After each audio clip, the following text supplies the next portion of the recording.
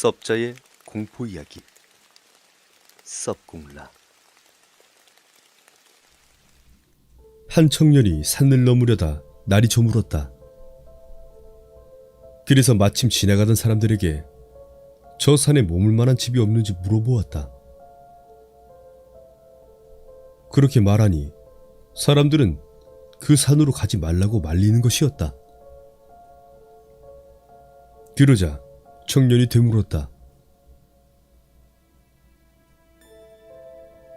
왜 그렇게 다들 말리시죠? 그 산 꼭대기에는 흉가가 하나 있는데 그 흉가에는 귀신이 산다고 했다. 하지만 귀신을 믿지 않던 청년은 산으로 그냥 올라갔다. 꼭대기에는 진짜로 흉가 하나가 있었다. 청년은 너무 무서웠지만 춥기도 하고 졸리기도 해서 용기를 내 흉가 안으를 훔쳐보았다. 하지만 그 방 안에는 귀신은 없고 빨간 방만 있었다. 그리고 다음 날 사람들에게 이렇게 말했다. 빨간 방만 있었지 귀신은 없었는데요? 라고 말하자 마을 사람들이 얼굴이 창백해지면서 하는 말이 귀신의 눈이 빨개요. 귀신의 눈이 빨갛다고.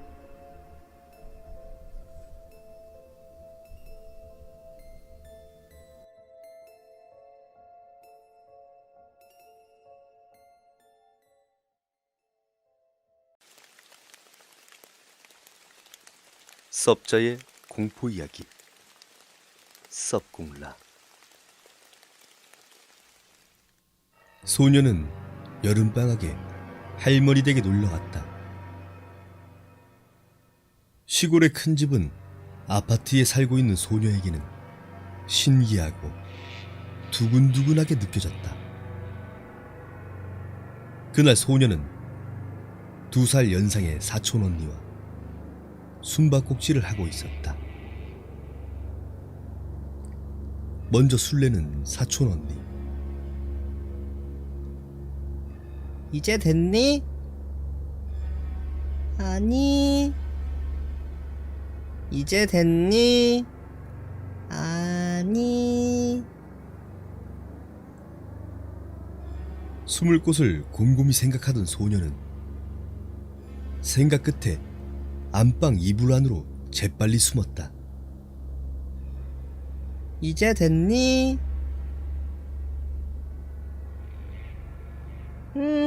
이제 됐어. 그녀는 숨을 죽이고 가만히 귀를 기울이고 있었다. 사촌 언니의 가벼운 발소리가 점점 귀에 들려왔다. 발소리는 가까워졌다가 멀어지고 멀어졌다가 가까워지고 잠시 후 언니의 발소리가 가까이 들려왔다. 아무래도 안방으로 찾아온 모양이다. 보이네. 빨리 나와. 소녀를 발견한 듯 사촌 언니가 말했다. 하지만 소녀는 가만히 있었다. 전에도 이 말에 속아서 걸리지도 않았는데 제 발로 나왔기 때문이다. 빨리 나와. 소녀는 계속 사촌 언니의 말을 무시하고 있었다. 빨리 나와. 찾았는데도 계속 그러면 화낸다. 사촌 언니는 어느새 화난 어조로 말하고 있었다. 그런 사촌 언니를 계속 무시할 수도 없어서 슬그머니 밖을 보았는데 사촌 언니는 안방 장롱을 살짝 열고 이야기하고 있었다. 참. 안에 있는 거 다 아는데도 그러네. 정말 말 안 듣는다니까. 사촌 언니는 장롱 안에 손을 넣어 뭔가를 잡아당기기 시작했다. 이상한 생각이 든 소녀는 이불 밖에 나와 소리쳤다. 언니, 지금 뭐해? 언니는 당황한 표정으로 소녀를 보더니 비명을 지르며 장롱에서 급히 손을 뗐다. 그리고는 큰 소리로 울기 시작했다. 분명히 장롱 안에 누가 있었어. 분명 손을 잡았단 말이야. 언니는 그 손을 나라고 생각해서 잡았던 것이다. 저녁에 어른이 오셔서 장롱 안을 보셨지만 장롱 안에는 아무것도, 아니 아무도 없었다. 섭자의 공포 이야기. 섭공라.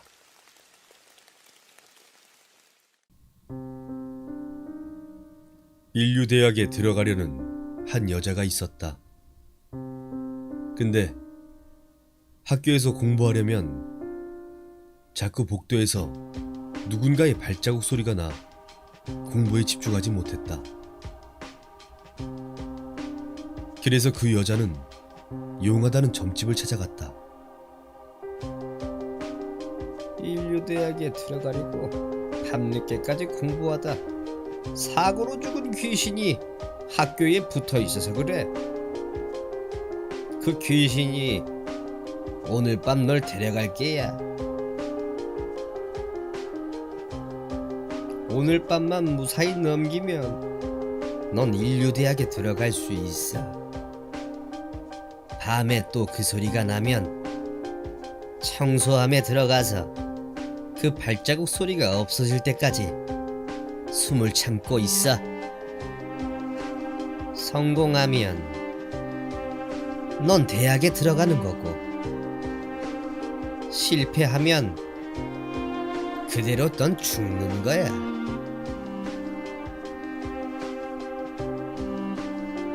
이렇게 무당이 이야기했습니다. 그날 밤 여자는 공부하고 있는데 또 밖에서 발자국 소리가 났다. 여자는 점쟁이의 말대로 청소함에 들어가 발소리가 없어질 때까지 숨을 참고 있었다.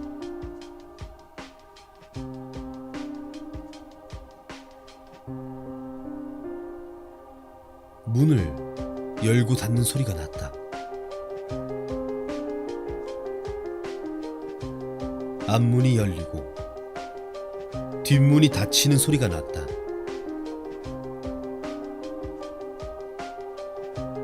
발자국 소리가 없어지자 여자는 참았던 숨을 한꺼번에 내쉬기 시작했다. 그때였다.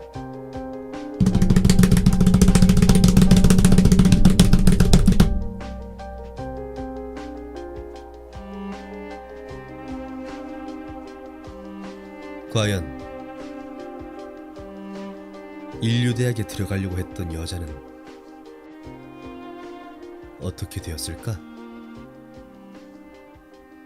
나도 궁금해.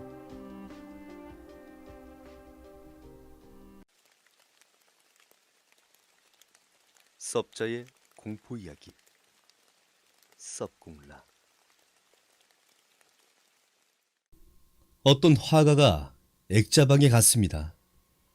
그곳에서는 텅 빈 액자 하나가 있어 그림을 그리려고 샀습니다.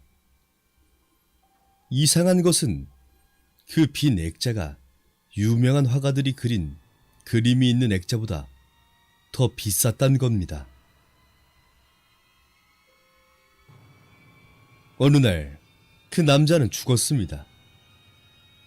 경찰이 그 집으로 가서 조사를 하였습니다.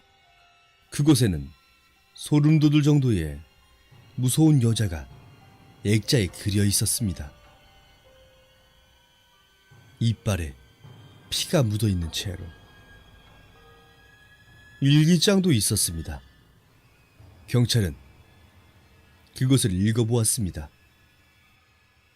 2000땡땡년 땡월 땡이 투명한 액자를 샀다. 왠지 음침한 기분이 들었다. 2000땡땡년 땡월 땡이 악몽을 꾸었다. 어떤 여자가 나를 죽이려 하였다.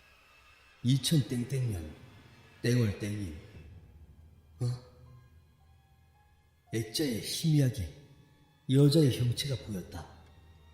나는 아직 그리지도 않았는데 2000땡땡년 땡월 땡이 어떤 여자의 형체가 아주 선명하게 액자에 있었다. 잠깐, 이 여자 꿈에서 나를 죽이려 했던 여자였다.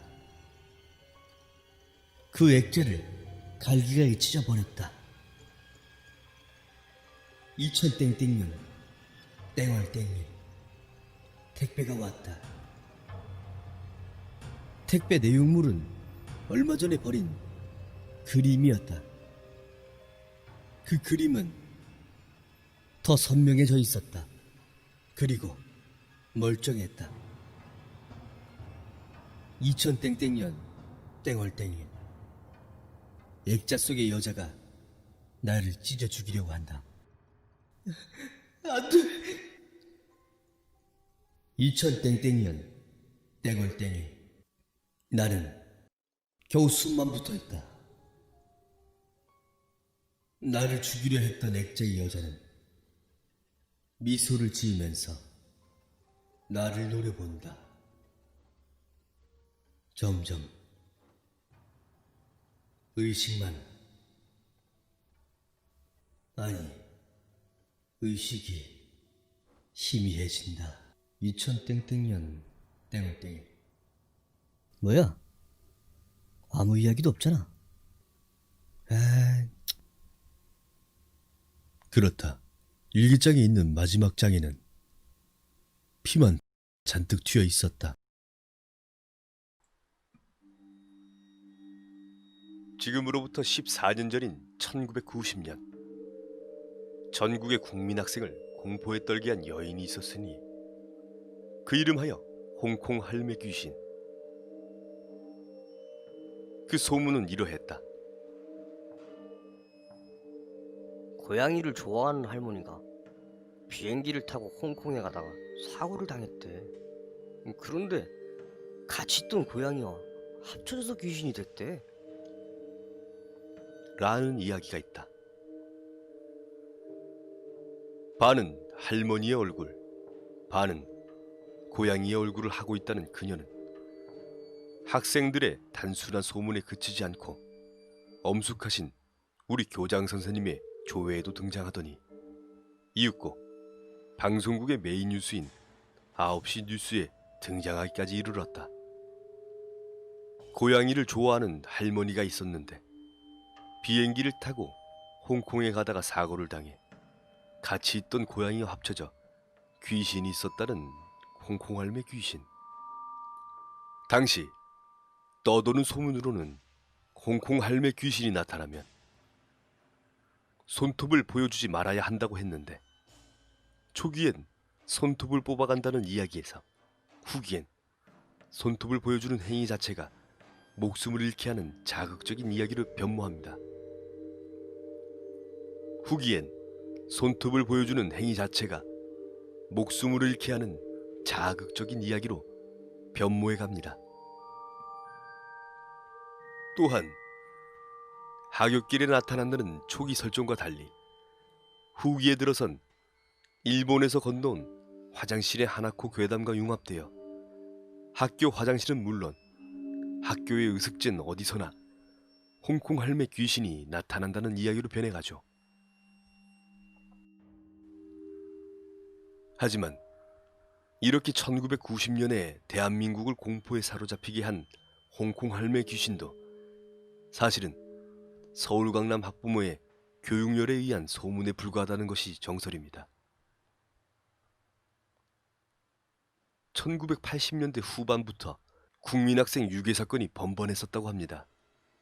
그래서 하교 학생들을 빨리 귀가시키기 위해 퍼뜨린 소문이 홍콩 할매 귀신이다라는 거죠. 하필이면 왜 홍콩 할매 귀신일까요? 다시 한번 홍콩 할매 귀신 탄생에 관해서 생각해 봅시다. 고양이를 좋아하는 할머니가 비행기를 타고 홍콩에 가다가 사고를 당했대. 그런데 같이 있던 고양이와 합쳐지는 바람에 귀신이 됐대.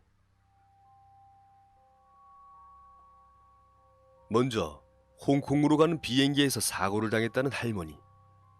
하지만 한국 항공사고 목록을 찾아본 결과 1990년엔 홍콩으로 가는 비행기 중에서 사고가 일어나지 않았습니다. 1990년뿐만 아니라 항공사고 목록에서 홍콩편 비행기는 찾아볼 수가 없었죠. 그리고 또한 같이 있던 고양이가 합쳐졌다는 설정. 하지만 애완동물과의 비행기 동반 탑승은 어려운 일로 승객칸이 아닌 화물칸에 애완견용 우리에 넣어서 데리고 가야 한다고 합니다. 그런 고로 사고를 났을 때 애완견용 우리의 고양이보다 옆 좌석에 생판남인 미국인 남성과 먼저 합쳐졌을지도 모르는 일입니다. 그렇다면 왜 홍콩일까요? 그 힌트는 1990년에 있다고 봅니다. 제가 기억하는 1990년엔 홍콩 영화의 붐이 일어났던 시절이죠. 당시 유행했던 홍콩 영화 중엔 천녀유언 같은 공포 영화나 강시 선생 같은 강시 영화가 있었던 걸로 기억합니다. 그로 인해 귀신하면 홍콩이란 이미지가 만들어지게 된 것입니다. 그리고 비행기 사고로 인한 탄생은 실제 비행기 사고에 대한 공포감이 만들어낸 설정이라고 생각됩니다. 1983년 KAL 피격 사건, 1987년 KAL 858기 공중폭발 참사 사건, 그리고 1990년이 되기 전년인 1989년 KAR기 리비아 참사 사건 등 잇따른 비행기 사고가 홍콩 할매 귀신의 탄생에 영향을 미치게 된 거죠. 마지막으로 1990년은 조직폭력배, 마약사범, 인신매매 등 사회적으로 전국 곳곳에서 강력 사건들이 잇따라 정부가 범죄와의 전쟁을 선포했을 정도로 사회적으로 혼란스러워졌을 때였습니다. 그리하여 어린이 유괴 사건도 빈번했을 터. 그래서 아이들을 빨리 귀가시키기 위해 홍콩 할매 귀신 괴담이 생겨나게 된 것이라고 봅니다. 결국 홍콩 할매 귀신은 당시 불안했던 사회의 복잡적 현상을 보여주는 일화라고 할 수 있겠습니다.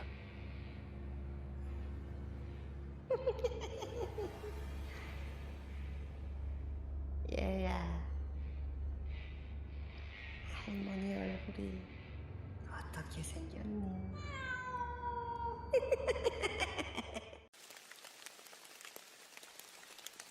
섭자의 공포 이야기 섭공라. 나의 생일. 집 앞에서 파티를 열었지. 집 안에서 친구들은 모두 모여 기념사진을 찍었는데 이상한 것이 비쳐버렸어. 아니, 찍혔다고 해야 할까? 등 뒤에 있는 장롱에서 하얀 얼굴에 새빨간 눈을 한 어떤 낯선 여자가 얼굴을 내밀고 이쪽을 노려보고 있었어. 우리들은 너무나 무서워서 영능력자를 수소문해 그 사진을 감정받았지. 그랬더니 영능력자는 이렇게 말했어.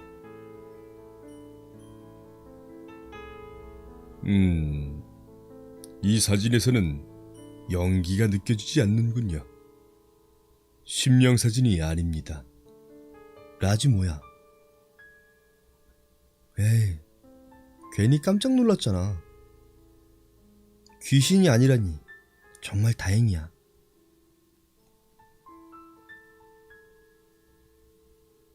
그렇다면 장롱 안에 그건 귀신이 아니라 무엇이었을까요?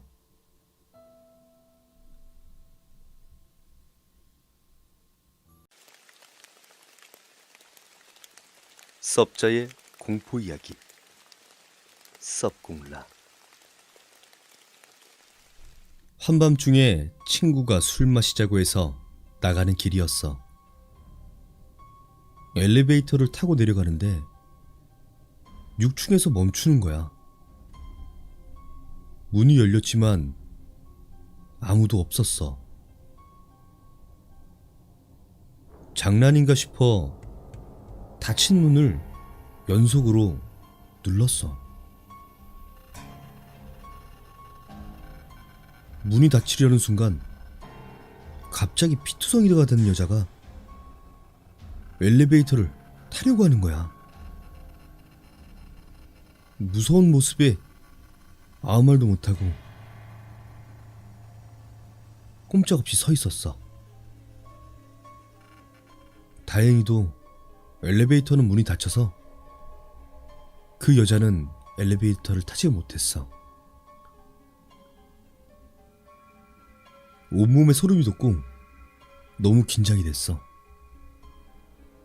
엘리베이터는 다시 내려가고 2층에서 멈췄어.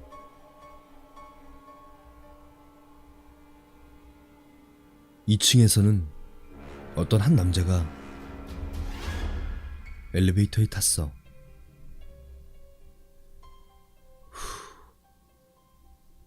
난 안심했지. 읽고 1층에서 내려 술집으로 향해 갔어. 친구와 술을 마시면서 아까 있었던 이야기를 했어. 아까 그 여자는 뭘까? 혹시 귀신 아닐까? 그런데 문득 친구가 물었어.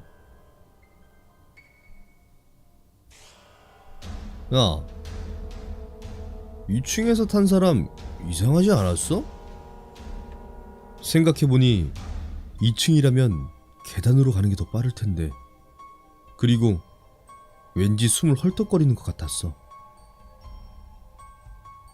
뭔가 서두르는 모습에 그 남자의 얼굴조차 보지 못했지. 다음날 아침 술을 마시고 돌아오는데 아파트 앞에 사람들이 모여 있는 거야. 경찰들도 함께 말이야. 이야기를 들어보니 우리 아파트 6층 엘리베이터 앞에서 여자 시체가 발견되었다고 하더라고. 그리고 범인은 아직 잡히지 않았다고 해. 섭자의 공포 이야기. 섭공라. 모의고사가 끝나고 수능을 앞둔 여름방학이 끝나갈 무렵 기숙사생이었던 A군은 기분 전환을 위해 기숙사의 친구들과 담력 시험을 하러 갔습니다. 장소는 기숙사로부터 가까운 뒷산에 있는 배가. 예전부터 고등학생이 자살했다는 소문이 있었습니다. 폐가 안은 이전부터 많은 사람이 간 흔적이 여기저기 있어 그다지 무서운 느낌은 들지 않았습니다. 그들은 아이, 시시하네. 모처럼 왔는데 볼 것도 없구만. 하며 악담을 하고 기숙사로 돌아갔습니다. 그들이 기숙사의 A군의 방에서 느긋하게 쉬고 있을 무렵 갑자기 B군의 휴대폰이 울리고 시작했고 휴대폰에서는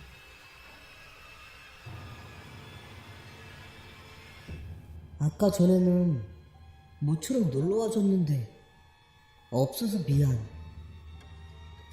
지금부터 그곳으로 놀러 갈게.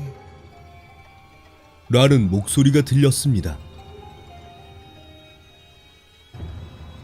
B군의 전화 내용에 놀란 모두가 황급히 방에서 나오고 있는데 그때 울리는 A군의 전화.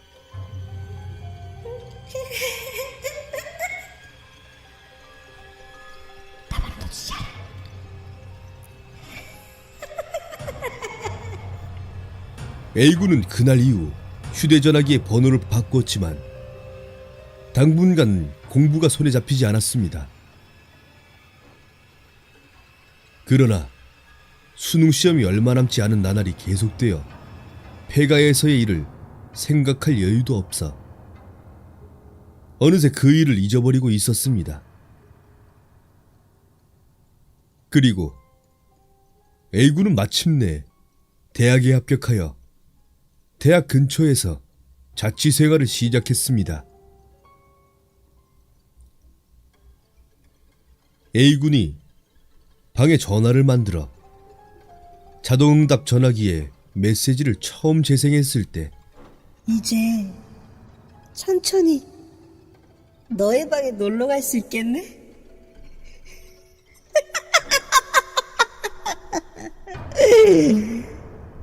라는 폐가에서의 목소리가 들렸다고 합니다. 여러분, 절대 폐가에 함부로 가면 안 됩니다.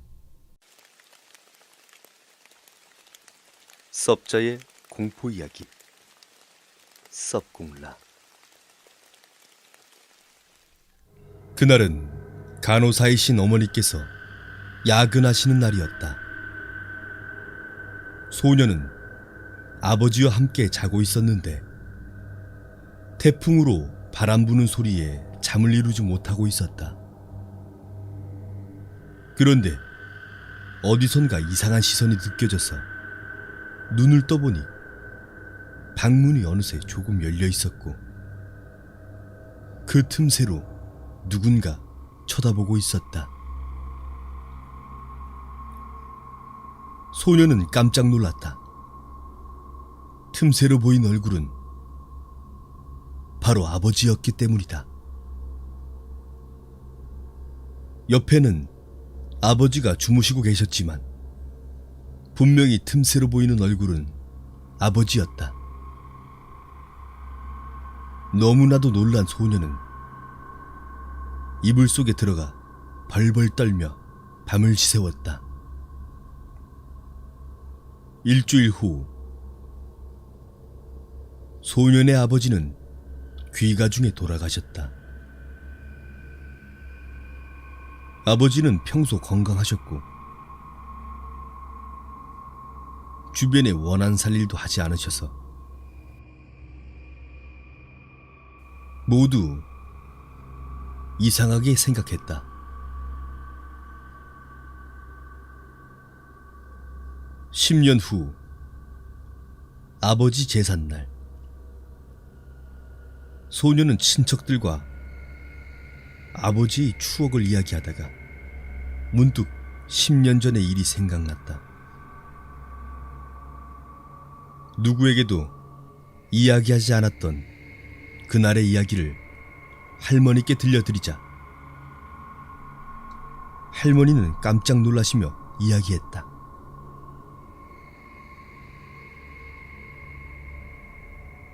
아이고,